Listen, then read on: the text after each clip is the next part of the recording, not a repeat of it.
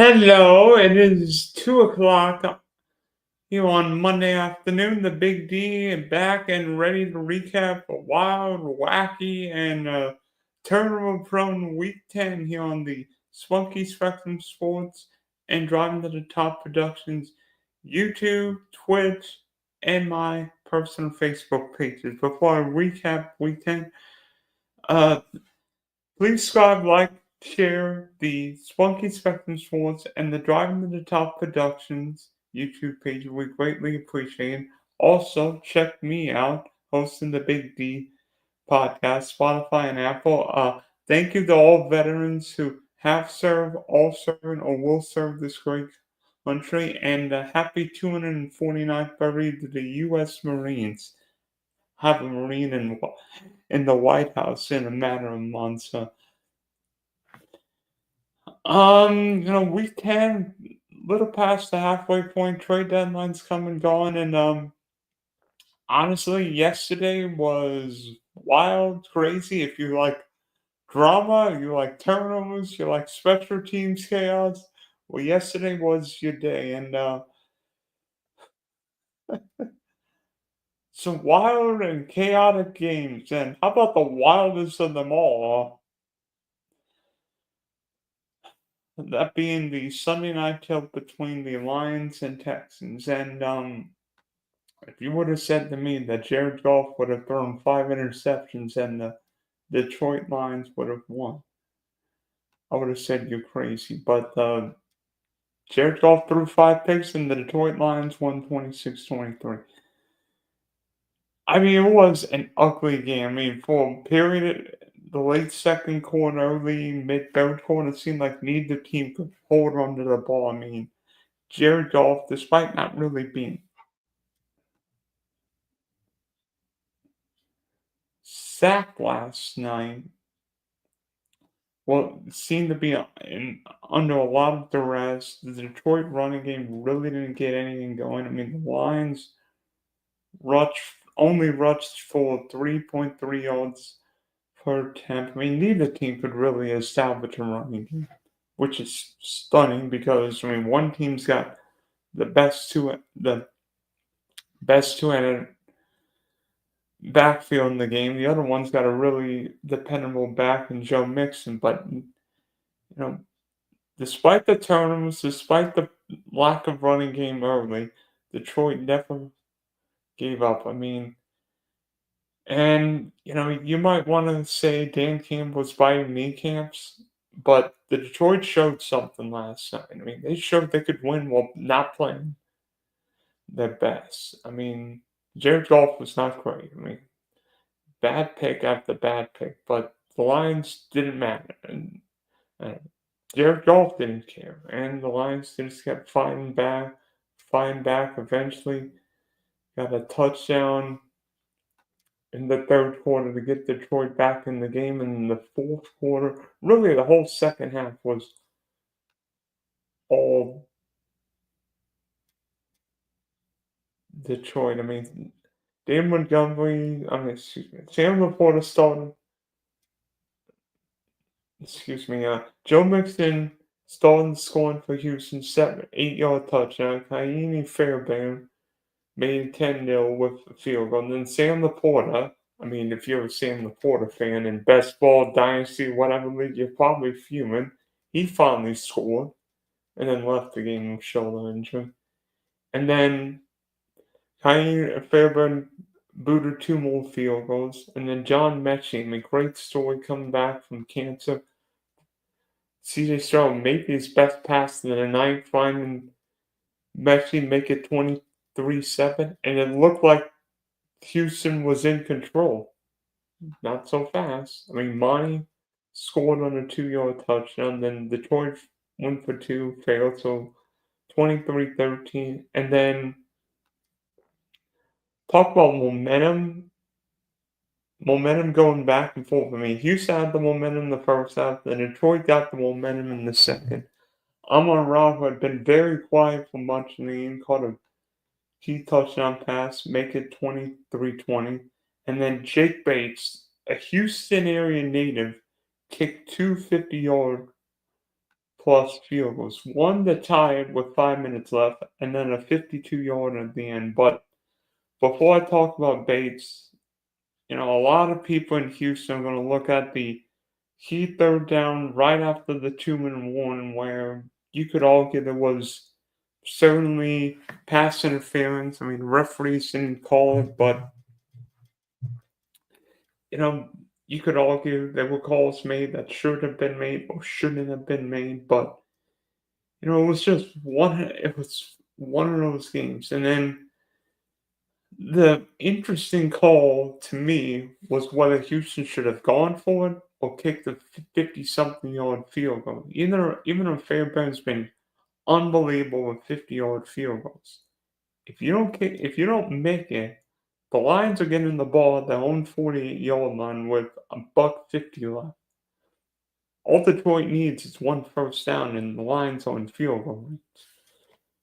I think if Houston had been completely healthy, with Nico Collins and with Steph Diggs, I think Houston goes for it.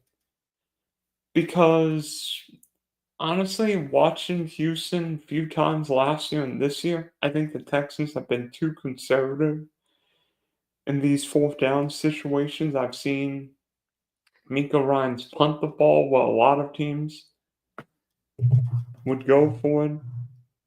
But, I mean, with Fairbairn, it's got range 58, 59 yards, and seemingly, especially indoors, everybody's kicking 58-yard field goals. So I can understand. And then Detroit got a key first down on third down. Who else would get the ball but Amon-Ra St. Brown? That guy's good. That guy's really good. But in a game where the Lions didn't play well, they somehow found a way to win. I mean, look at Kansas City. I mean, they block a field goal to win. I mean, the Steelers find ways of winning, whether it be block punts or Russell Wilson throwing crazy passes to George Pickens or Pat Fryman.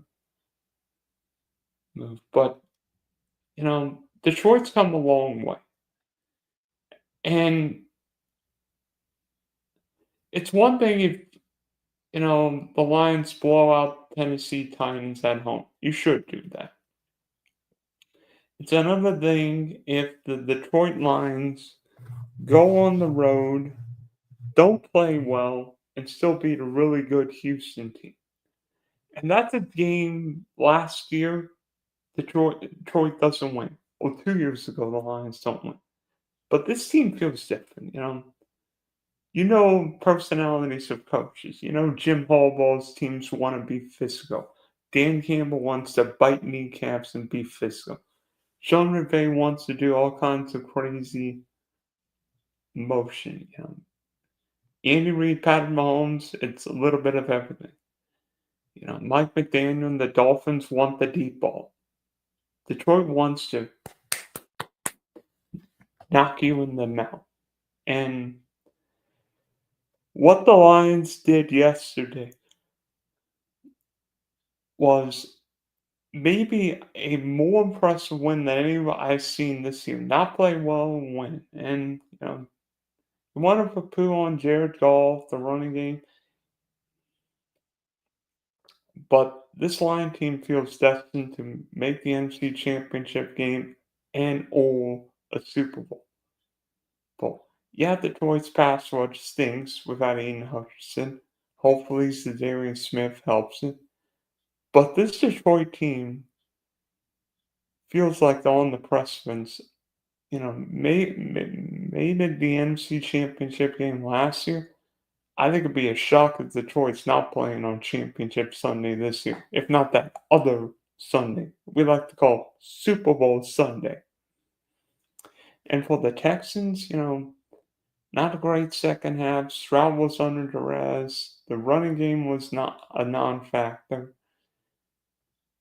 And it looked like Houston ran out of gas. Now, was part of it Detroit's physicality? Yes. Was part of it Houston's lack of wide receivers? Yes. I think CJ Stroud's fine. I mean, It's tough to judge Houston because Nico Collins has missed half the year. Steph Diggs is on IR. Tank Dell's not 100%. Joe Mixon's missed time. I think Houston, especially the first half, looked great. It's just they've got to play better for 60 minutes. I mean, getting Will Anderson back. Fortunately for Houston, they have a little bit of extra time before playing the Cowboys on Monday night. Yeah, that might be a Texas-sized beatdown for Houston. And fortunately for the Texans, nobody else in the AFC South won. So they're in the one division where a few losses, a loss here, loss there, won't hurt. So Detroit, 8-1, still have control of the Packers, coming off a bye. The Vikings coming off a win in Jacksonville, and then the Bears. And I'll talk about the Bears in just a minute. But trying to think. You know, sometimes the 31-6 blowout feels more than just a blowout. It feels more like a statement. And to be honest with you, I think what the Arizona Cardinals showed yesterday is Arizona's for real and the Jets all frauds. You know?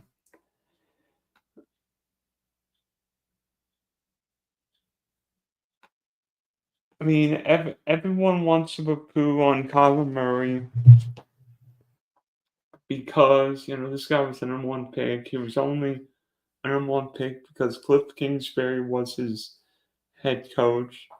But Kyler has never been this efficient. And I don't think Arizona has put this good of a team around him. I mean, yesterday, Kyler was 22. I mean, Kyler didn't throw a ton. He threw 22, 24 passes, 266 yards, one touchdown, 127 passing.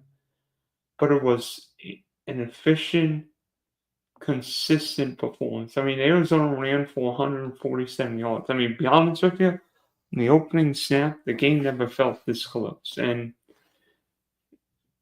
I bet you going into the year, most Jet fans would have said, oh, that's easy. We're going to beat Arizona. No, you're not. No, you're not. This Arizona team's for real. They've beaten, Miami. They've beaten the Chargers, the Rams, the 49ers. This Arizona team's for real. And watching Kyler Murray is so much fun. It's like a pinball. I mean, James Conner is a bowling ball running back.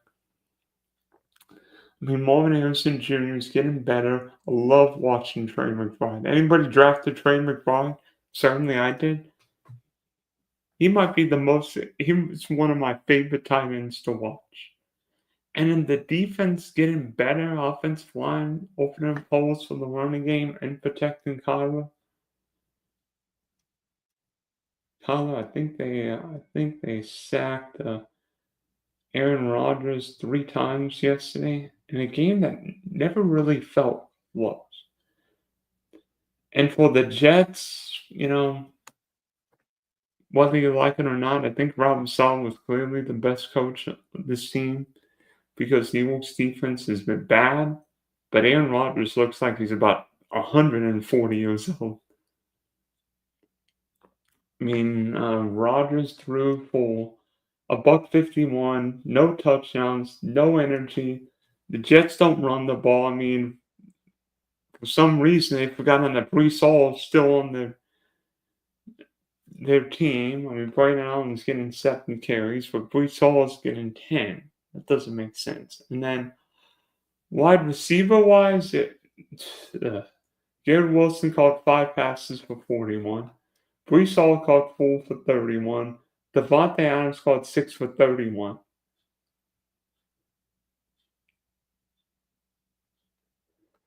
I mean, simple. This team is a fraud. I mean, the Jets what are they now? 3-7, 1-5 on the road, and just ugh. Yeah. I didn't think the Jets would make the playoffs this year, but I thought New York could be somewhat decent. The Jets now look like the worst team in the AFC East, which is saying something with New England, but that's a story for another day. I mean, everybody's saying that Aaron Rodgers beat the Savior in New York. That's not happening. You're saying Aaron Rodgers is going to lead the Jets to the Super Bowl? That's not happening. Aaron Rodgers would be the best quarterback in New York since Joe Willie Namath? That's not happening. I think New York's done. And frankly, this team is closer to a dumpster fire than a Super Bowl. Like they're all 3-7 teams, 3-6 teams where I don't necessarily look at the record. I look at how a team's playing for. I I know New England's bad. At least the Patriots are trying hard with some of the teams. New York, I don't. I feel like that Sauce Gardner is just not even trying. Doesn't even want to tackle. I mean, I saw a play in that game where Trey McBride ran through Sauce Gardner. If he stops him, the Cardinals end up punting. Instead, Trey McBride not only gets the first down, but embarrasses Sauce Gardner. I mean, be honest with you, I think the Jets should have traded Sauce Gardner. This secondary couldn't stop a cold in Alaska. Or my favorite terminology, if you remember golf, Sauce Gardner couldn't hit water if he fell off a boat. And maybe the good thing for the Jets is they play the Colts this week because Joe Flacco might throw a couple pick sixes. Yeah.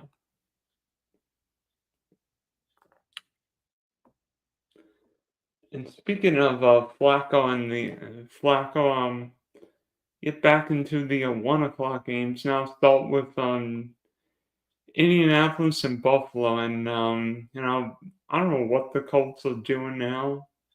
They bench Anthony Richardson, Joe Flacco playing, and Joe Flacco's not look great. I mean, threw 3 picks, including a pick six, basically to start off the Bills Colts game. And I mean, John Taylor was great, ran for over 100 yards. I mean, Pierce, Downs, Mitchell, but he didn't have turnovers. Oh yeah, and Flacco lost the. Oh boy, it's just. Joe Flacco worked well in Cleveland. Obviously, he doesn't work well in Indianapolis. But for the Bills, despite winning, I have concern with Buffalo. I mean, Josh Allen is starting to revert back into Josh Allen, running the ball too much. I mean, threw a couple interceptions yesterday. The Bills cannot be overly reliant on Josh Allen. They need Josh Allen throwing the ball 20, 25 times. He's throwing the ball 37 times. That's probably too many. I mean, yes, Buffalo ran for 135 yards, but Josh Allen ran for 50 of those yards. I mean, yeah, Buffalo didn't have Amari Cooper, Keon Coleman. Matt Collins ended up catching 4 passes. Shakir caught 6. I think Kincaid left with a knee injury. But Bills got another win, 8-2, 4-2 on the road. It sets up an appetizing Week 11 showdown with the Chiefs. The 9-0 Chiefs against the 8-2 Bills. That's a game we've all been waiting to see. Can the Bills actually stop the Chiefs' winning streak?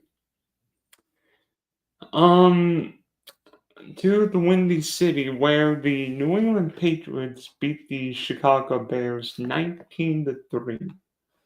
And I'll talk about New England in just a sec, but come on, Bears. You're better than this. Matt Eberflus, you're a dumpster fire of a head coach. A dumpster fire. Caleb Williams is aggressive with every game I've seen him play. Caleb Williams was sacked 9 times. 9 times. I mean, the Bears' offense is worse than last year's offense with Justin Fields. I mean, come on, Chicago. Okay.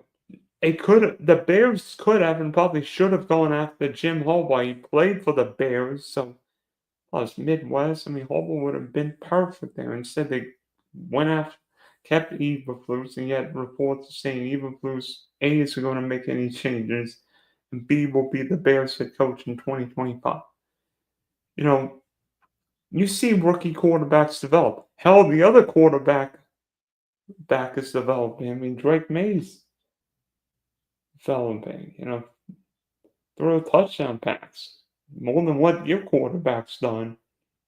I mean, this is how bad Chicago's offense has been since the bye. Thanks to Adam Levitan for this. In Chicago's last 3 games since the Week 7 bye, 18 punts, 5 failed fourth down conversions, 4 field goals, 2 touchdowns, 1 lost fumble, 1 safety. And if not for Caleb Williams' mobility, there'd be a few more sacks involved. I mean, come on, Chicago. It's 21st century. This isn't 1985. Get an offensive mind coach. Look at what the Chargers are doing with Jim Harbaugh now. I mean, Justin Herbert's playing the best football of his career. Look at what Bo Nix and Sean Payton are doing. What Jane Daniels is doing in Washington. Chicago's 4-5. They're not going to win the NFC. No, probably not make the playoffs. Caleb Williams could end up getting killed.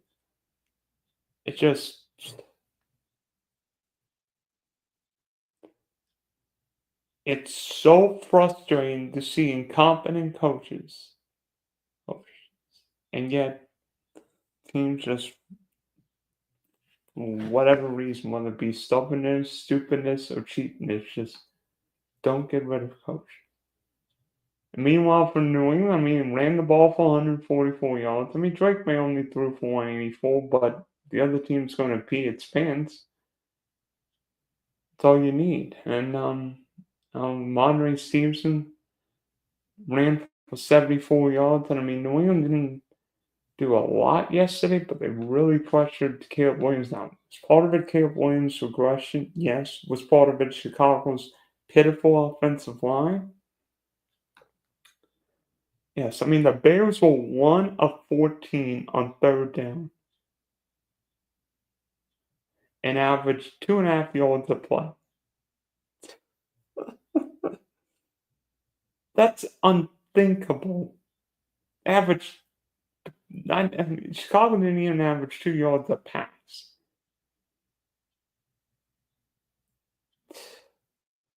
Give me a break. I don't care what the records are right now. I mean, New England looked like a better team against Chicago yesterday. I mean, that was pathetic.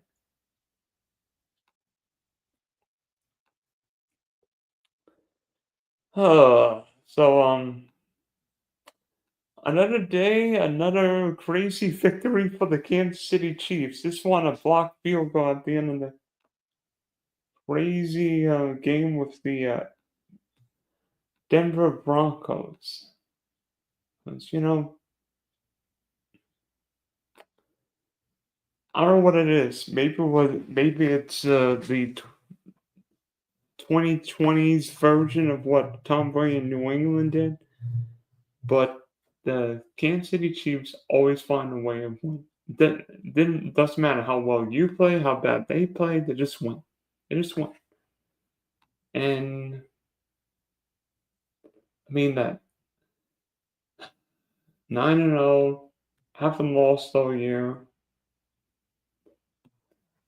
I don't think the Chiefs have lost since what? Christmas Day last year against the Raiders. Thank you. But it was weird watching that blocked field goal, thinking 6 or 7 Chief defenders could have blocked that kick. But don't ever count Patrick Mahomes and Andy Reid out of the game. They could be down 99 to nothing, 1 second left, and the Chiefs are going to win 100 to 99. And I mean, Mahomes threw for 266, touchdown, sacked a few times. I mean, if you would have said to me going into the year that Kareem Hunt would have been Kansas City's leading receiver yesterday, I would have said you're nuts.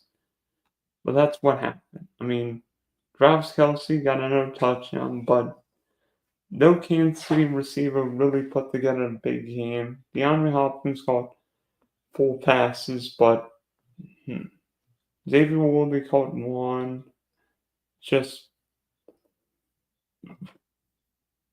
crazy what the Chiefs are doing with so many wide receivers and key offensive personnel out. But Kansas City's defense is really good. They keep the Chiefs. Spags keeps the Chiefs in every game. Despite the loss, I thought Bo Nix played really efficient football yesterday. Really gave his team a chance to win. 22-30, 215, couple touchdowns.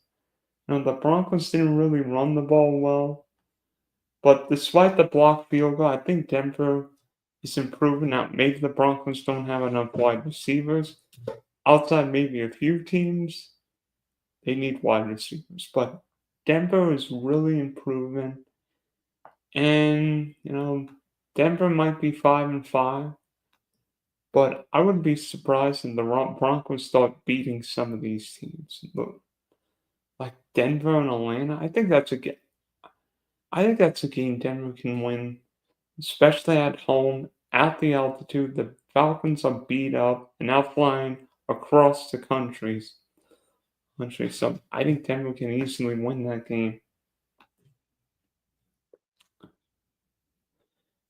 And speaking of another crazy game, how about the Pittsburgh Washington game where you know um, all the Steeler haters saying that Mike Tomlin haters saying the Steelers were idiots for benching Justin Field.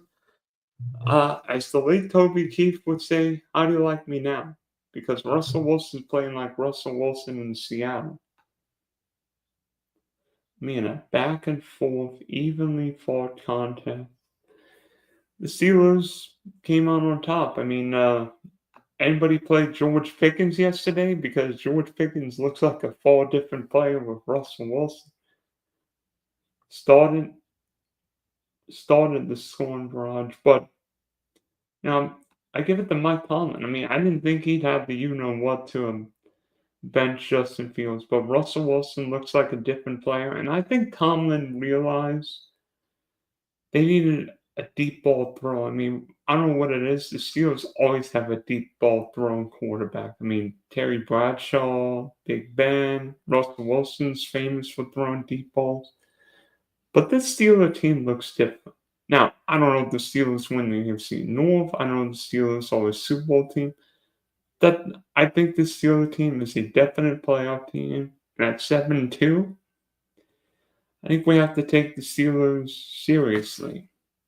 I mean, Bustin didn't have his most efficient afternoon, only thrown for 195, 3 touchdowns. Steelers ran the ball for 140 yards, but I look at the game winning touchdown to Mike Williams at the end. I mean, Mike Williams is making plays with Justin Herbert. The Chargers let him go because they were in salary cap, you know what.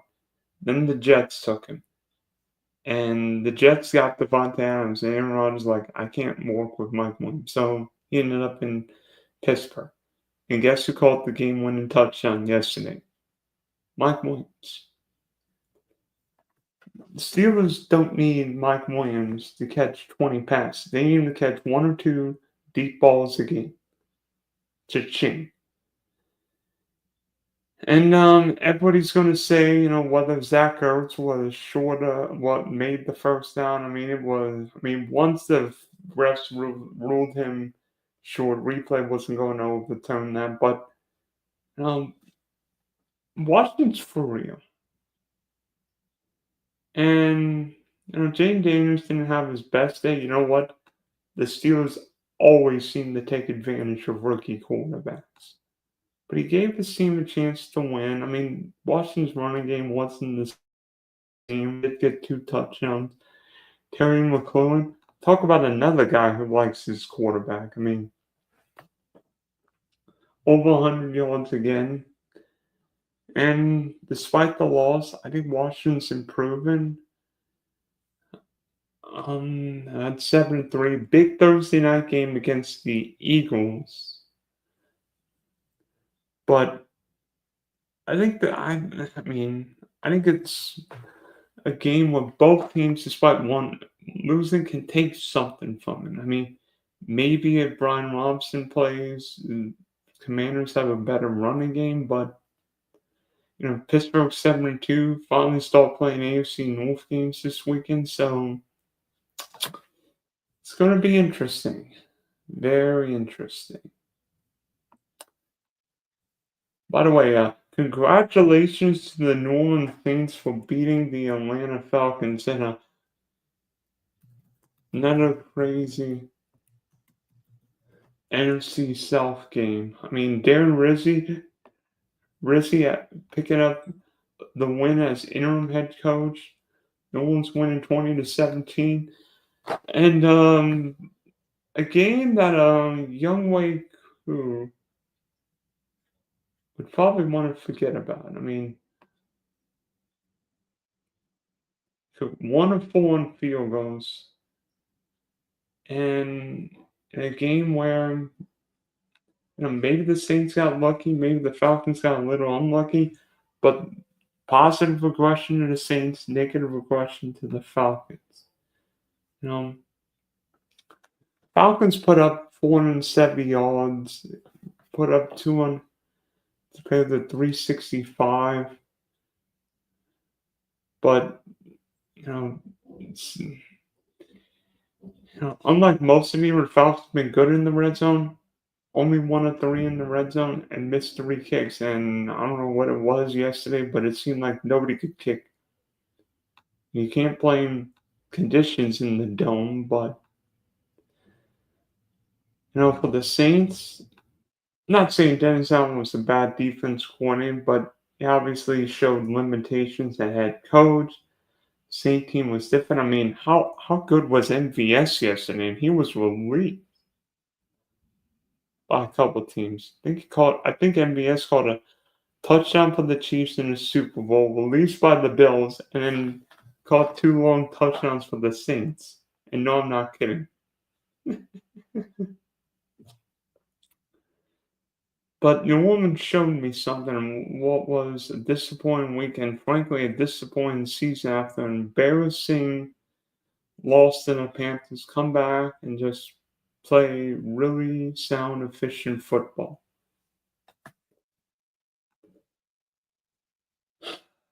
For the Falcons, Bijan got a couple touchdowns. Drake London, Darnell Mooney.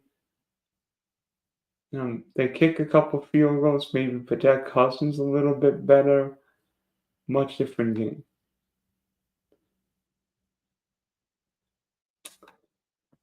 And how about the other NFC team on Sunday afternoon? By the way, the Panthers beat the Giants in Munich, Germany. And so Carolina's on a winning streak. But the San Francisco 49ers beat the Tampa Bay Bucks 26-20. 23-20, sorry.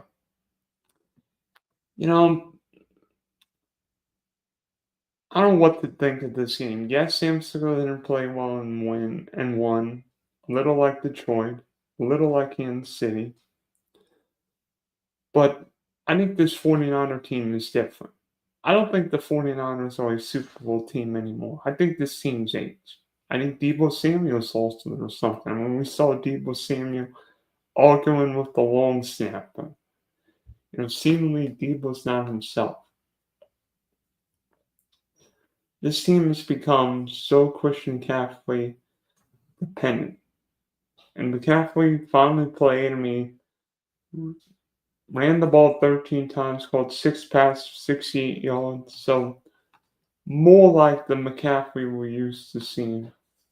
But with San Francisco, I've got major concerns. I don't know what it is, but Kyle Shanahan's teams always struggle in special teams. And I don't think San Francisco's the same. Offensive line outside Trent Williams not great. Brandon Ayuk really wasn't himself all year. Now he's gone.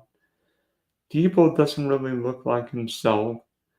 If Christian McCaffrey's not balling, I don't think this team's winning. I mean, they struggled against a Buck team and went to overtime against Kansas City on Monday night.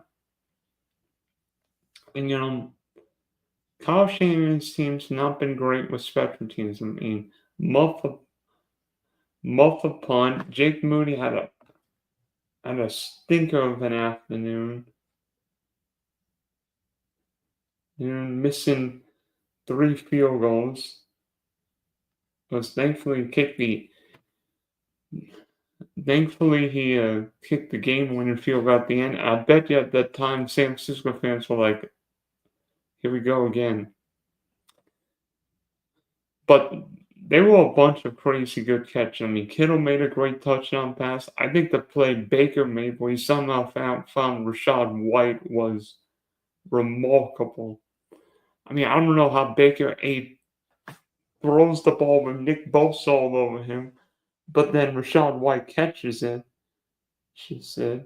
I mean, Russ found George Pickens with a brilliant touchdown in Washington. I mean, there were a couple really good catches. I mean, the Trayvon Diggs pick in Arlington was fantastic.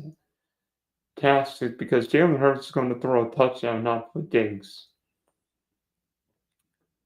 And now for the Bucks, I mean, ran out of gas a little bit. I mean, I think the Bucks should be thankful they're on a bye this coming week. I mean, they're hurting. I mean, Tristan Williams is now dealing with a knee injury. Hopefully, Mike Evans comes back.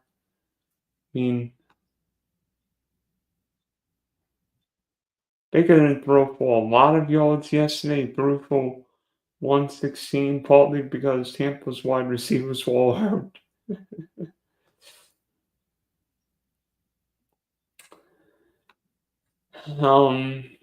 Now to the 4 o'clock games, and you want to criticize Justin Herbert?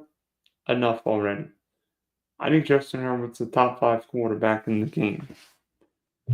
And all you needed was a competent head coach. Well, look at what Herbert's doing. And I know the Chargers haven't played anybody realistic. That many great teams. But 14 of 18, 164, touchdown, and also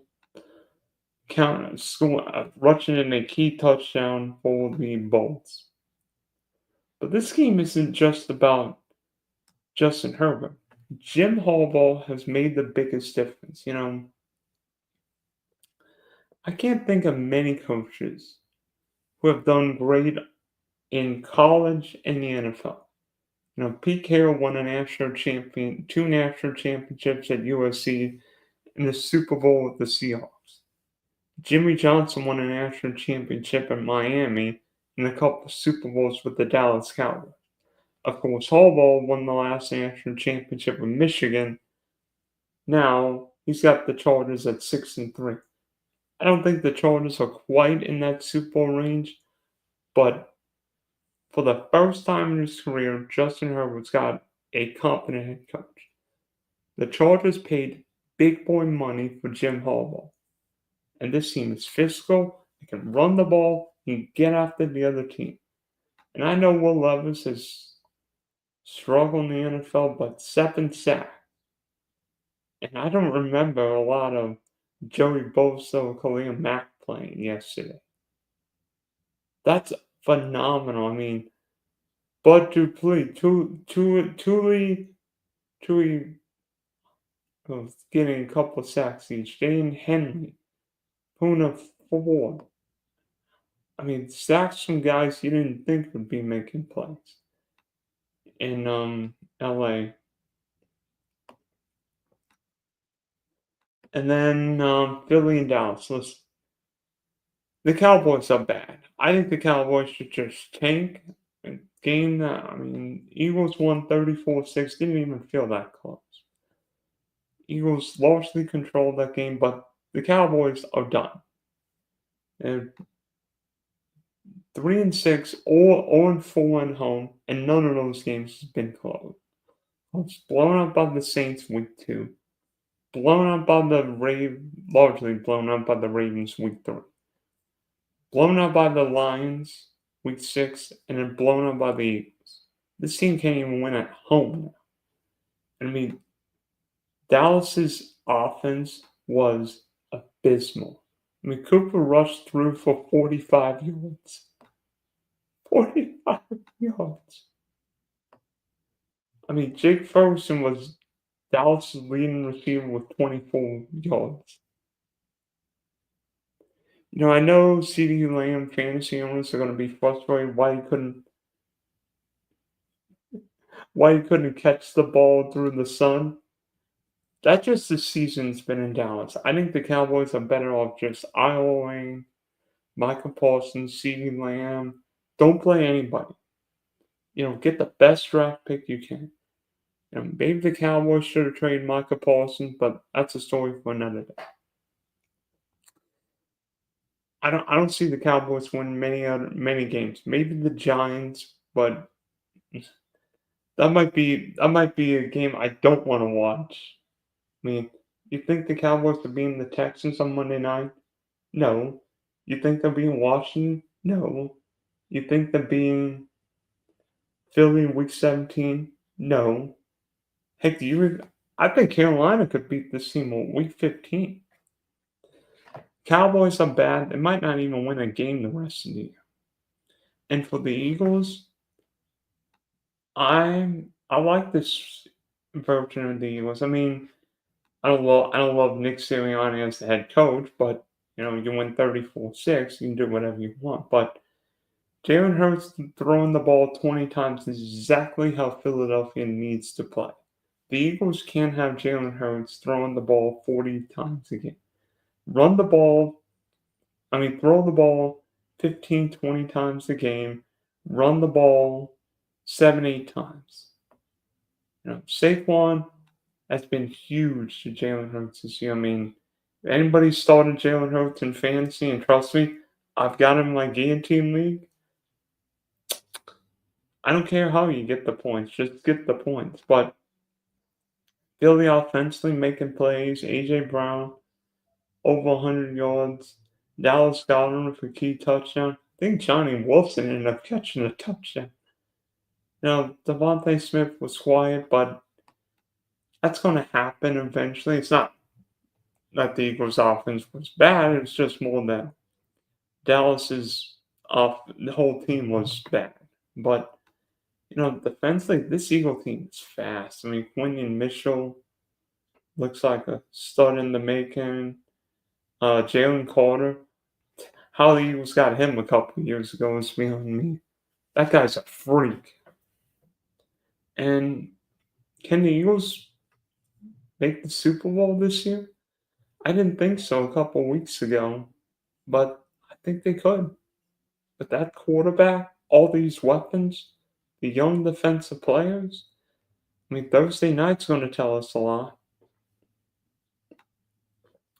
But Philly's 7-2 with going into a mouth-watering Thursday night game against the Washington Commanders. So, Jane Daniels against Jalen Hurts. Now, I love ranting.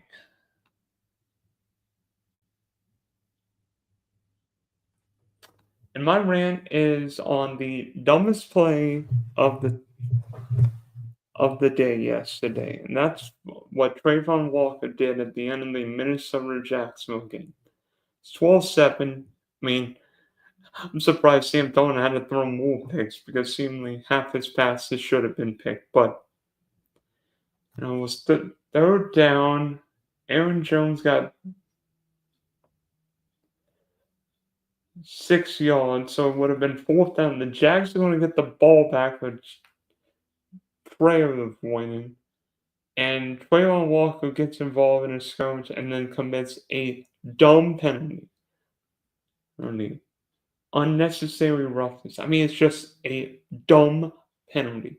Get the way. You're going to get the ball back and have a Hail Mary in the end zone. Instead, game's over. I did not like the Trayvon Walker pick for one iota.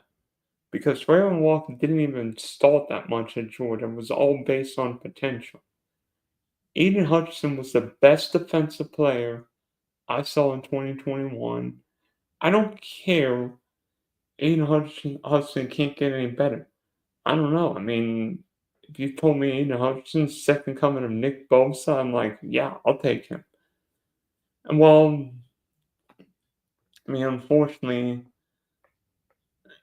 Aiden Hutchinson's out for the Detroit Lions. I mean, Trayvon Walker's not really been the number one pick. The Jaguars. I mean, yes, he got a sack, but to be honest with you, if Trayvon Walker's supposed to be one of these great pass rushers, he hasn't shown up right now. Yeah, he's tied for 5th in the NFL with 7.5 sacks after 10. But to be honest with you, the play he made yesterday is borderline. I mean, wasn't spending worthy, but I may make a statement.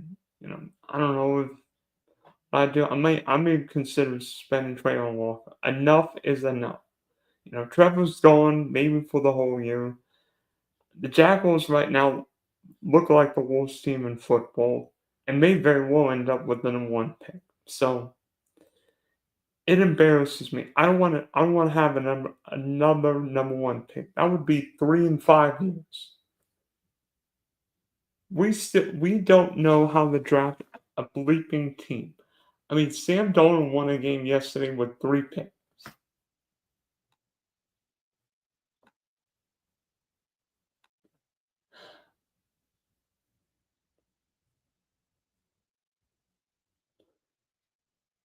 Mac Jones threw the ball for 111 yards, and that's with our defense shutting down Justin Jefferson, only 5 for 40. Enough is enough. Get Doug Peterson out of here. Get Press Taylor out of here. Get some freaking coaches in here. Let's go. I'm mad. Oh, yeah, Detroit's probably going to boat race us this week. Oh, gosh.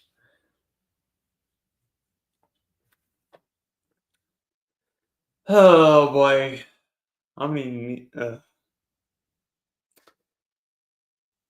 all right, so thanks for tuning into this stream as I recap Week 10 of the 2024 NFL season. By the way, I like the Rams tonight. I think the Rams have the better quarterback, better coach. And I'm not 100% sure Tyreek Hill plays tonight. So give me the Rams. And the Big D is signing off for now.